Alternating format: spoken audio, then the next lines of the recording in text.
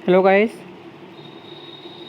in this video we will learn how to write down advertisement. अब तक हमने जो नंबर आपके 2 टाइप्स के एडवर्टीजमेंट थे वीडियो 1 में पढ़ा था कैसे लिखा जाता है।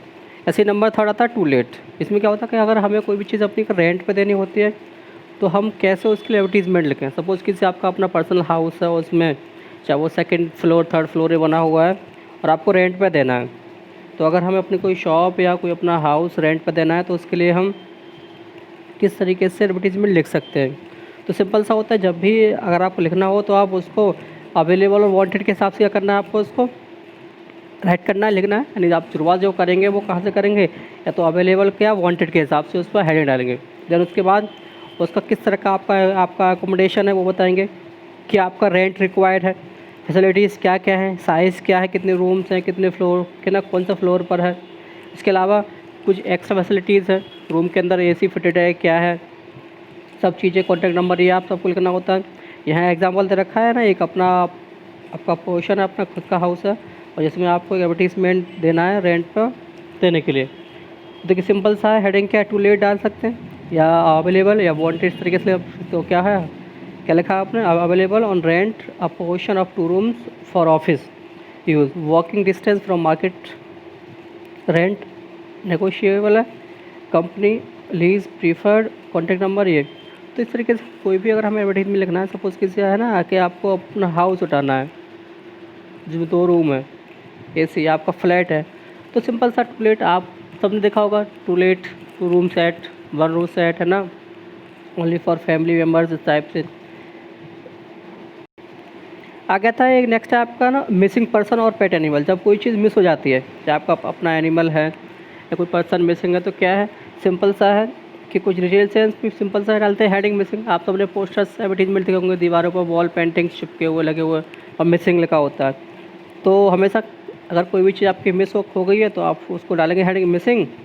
इसके अलावा जो भी आपका पेट है, एनिमल है, अगर है ना पेट एनिमल है या कोई ह्यूमन्स है, तो उसकी बॉडी स्ट्रक्चर, उसका पोस्चर और उसका फिजिकल डिस्क्रिप्शन, क्या हाइट है, क्या कलर है, क्या पहना हुआ, नाम क्या है, कब से मिसिंग है, कहाँ से मिसिंग है। इसके अलावा कोई भी रिवॉर्ड, अगर कोई पर्सन जिसने भी देखा हो कॉन्टैक्ट करता है तो उसको इतना इनाम दिया जाएगा।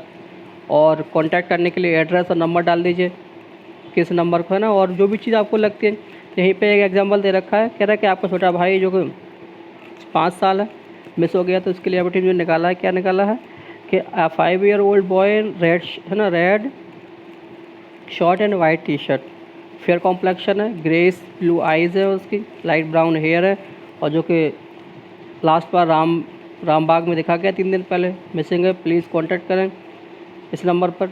तो ऐसे ही अगर कोई भी आपका मिसिंग पेट एनिमल है या आपको पर्सन है, तो उसको हमेशा मिसिंग डाल के हेडिंग और जो भी है इसके बारे में लिख सकते हैं। तो सिंपल सा सब चीज़ सब कुछ वही है, बस हेडिंग्स का सारा फ़र्क है किस बारे में लिख रहे हैं। बाकी चीज़ सिंपल सा है, जो नीडेड आपकी इन्फॉर्मेशन है वो आपको इसमें प्रोवाइड करानी होती है। नेक्स्ट, ऐसे कोई चीज़ लॉस्ट या फाउंड के लिए अगर आपको लिखना है एडवर्टीजमेंट, तो सिंपल सा हमेशा कैसे करेंगे, हेडिंग क्या होगा आपका टॉपिक, उसका स्टार्टिंग लॉस्ट, और कोई चीज़ खोया हुआ है तो लॉस्ट डाल देंगे, उसको फाइंड है ना, और पाया तो फाउंड। इसके अलावा जो भी आइटम है आपको उसको करना है स्पेसिफाई। सपोज़ किसी आपकी अपनी कार या कुछ खो गया तो आप करेंगे स्पेसिफाई, तो ब्लू कलर ये मॉडल है, इस कंपनी की यहाँ से मिसिंग हुई है। इसके अलावा उसके बारे में बता देंगे आप, है ना, कहाँ पे लॉस्ट हुआ है, कहाँ खोया है आपकी जो भी आपका आइटम है, या कुछ पाया तो कहाँ पे पाया आपका, जो भी मिलने वाला है जिसको पाया गया है वो अगर कांटेक्ट करे आप वापस पे तो क्या रिवॉर्ड दोगे आप। इसके अलावा एड्रेस देना है, कॉन्टैक्ट डिटेल देनी है कि कहाँ पर कॉन्टैक्ट करे कोई पर्सन, यहाँ दिया गया है। क्योंकि राइट है ना, एडवर्टीजमेंट लिखना है आपको lost and found column newspaper के लिए। कुछ आपके डॉक्यूमेंट, चलो सपोज कीजिए लॉस्ट चेक हो गए, अब राम है तो क्या लिखा है, a bag has be lost in local UP roadways bus containing important documents, who so ever find its kindly contact to return the following name and mobile number. ये है कि आपके यूपी रोडवेज में बैग हो गया, इसमें कुछ आपके डॉक्यूमेंट्स इंपॉर्टेंट, जिसको मिले वो इस नंबर पर वापस करें। तो बड़ा सिंपल सा होता है, एडवर्टीजमेंट राइटिंग कुछ खास नहीं है आपका नेक्स्ट है आपका आता है इसमें, नेक्स्ट है आपका एजुकेशन इंस्टीट्यूशंस के लिखना है आपको। तो सबसे पहले आपका जो एजुकेशन एडवर्टीजमेंट निकालते हैं कि ये स्कूल ओपन हुआ है, फैसिलिटीज़ में ये है, ये कोचिंग वाला है, तो सिंपल सा पहले तो उसका नाम डालेंगे। इसके अलावा उसका जो पास्ट रिकॉर्ड है, किस तरह का उसने आपका प्लेसमेंट दिया है, क्या फैसिलिटीज़ है, कौन कौन से कोर्सेस ऑफ़र करता है, क्या इसकी ड्यूरेशन है कोर्सेज़ की, ख़ास बात क्या है ना, और जो भी कोर्सेज़ हैं उस कोर्सेज़ के लिए क्या आपका स्पेशलाइजेशन चाहिए उस चीज़ के लिए, फैसिलिटीज़ क्या क्या है, फ़ीस स्ट्रक्चर क्या है, कहाँ कॉन्टैक्ट करें, क्या लास्ट डेट है इसकी। तो ये सारे आपके एजुकेशन के लिए आते हैं। आपका जैसे यहाँ दे रखा है ना, you are the secretary of the Indian Institute of Foreign Language Hyderabad, draft of table advertisement to the published newspaper announcing the commencement of new courses के लिए। तो सिंपल सा IFL announces commencement of its short term courses in French, Chinese, Japanese, Spanish, ETC duration 6 month का, यानी कुछ language हैं जिन्होंने 6 month का कोर्स को लॉन्च किया। इसके बारे में कोर्स की ड्यूरेशन क्या है, 6 मंथ है। इसके लिए आपकी एलिजिबिलिटी क्या है, सीनियर सेकेंडरी होना चाहिए, एक्सीलेंट फैकल्टी है, कंप्यूटराइज ट्रेनिंग होगी आपकी। इसके अलावा इंसेंटिव्स होंगे जो पहले आएंगे, 10 पास ना 10% सीट्स फ्री हैं। तो ये सिंपल साफ तरीके से आपको एजुकेशनल है। ऐसे आपका सब कुछ कीजिए, आपका अपना स्कूल है जिसमें आपको नया स्ट्रीम आपने इंट्रोड्यूस किया है, आपका कोचिंग है, आपने नया कोर्स अनाउंस किया है, इंट्रोड्यूस किया है, कुछ ऑफ़र चल रहा है। तो सिंपल सी बातें जो लिखते हैं हम, सारा मेन आपका हेडिंग का होता है। आगे आता है ट्रैवल्स एंड टूर्स वाला, आपने देखा होगा। तो सिंपल सा हेड डालेंगे पैकेज अवेलेबल। सपोज़ किसी को बाहर जाना, दुबई, सिंगापुर, मलेशिया, ऑस्ट्रेलिया जाना होता है ना, आप लोग देखा होगा आपने। तो ट्रैवल एजेंसीज होती हैं।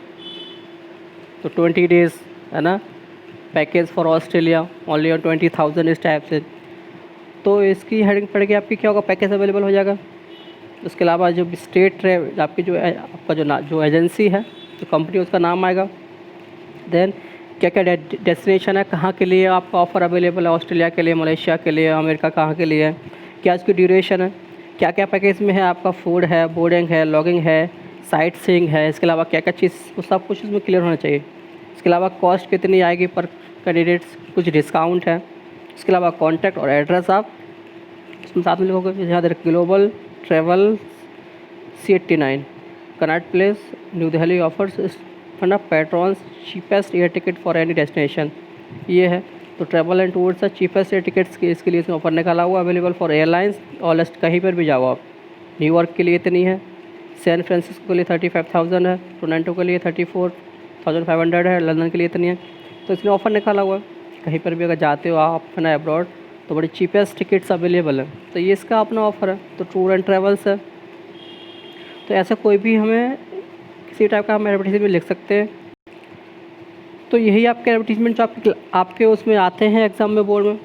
और मेनली जो स्टार्टिंग के जो आपके 3-4 थे, 4 से 5, वही आपके एडवर्टीजमेंट होते हैं, है ना। आपका टू लेट वाला हो गया, और इससे पहले जो हमने पढ़े थे वीडियो फर्स्ट, जो मेन थे जो हमने वीडियो फर्स्ट में देखे थे, वही थे आपके जो मेन आपके एग्ज़ाम में जो पूछे जाते हैं, है ना। अवेलेबल, सिचुएशन वैकेंट वाला, वांटेड, है ना, वांटेड फ्लैट, फॉर सेल, इस तरीके से आपका। और आपका फॉर सेल वाला था, टू लेट वाला था, प्रॉपर्टी को सेल करना है, बाय करना है, वांटेड। तो यही आपके जो मोस्टली एग्ज़ाम में जो पूछते हो, तो रिपीटेड हुए क्वेश्चंस आपके ज़्यादा आते हैं। लॉस्ट फाउंड हो गया, टू लेट हो गया, फॉर सेल, फॉर बाय, इस टाइप से हो गया आपका।